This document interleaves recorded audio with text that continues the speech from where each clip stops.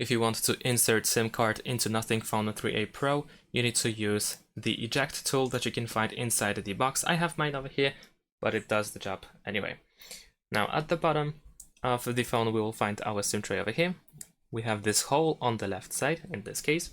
So we need to put the SIM tool, the eject tool, into that hole and just push it in with a little bit of force. You don't have to use too much force, just enough so that the SIM tray pops out. And then with our fingernails or fingers, we can remove the SIM tray completely.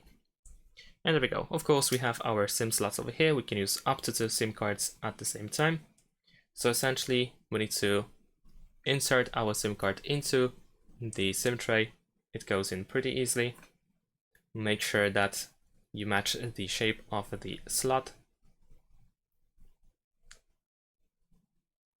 There we go. Make sure that SIM cards are fully inserted into their slots.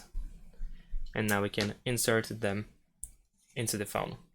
So place the SIM tray back into the phone, just push it in with your finger and make sure that it doesn't stick out or anything. And that's pretty much it. Thanks for watching, leave a like and subscribe to my channel, and see you in my next videos. Bye!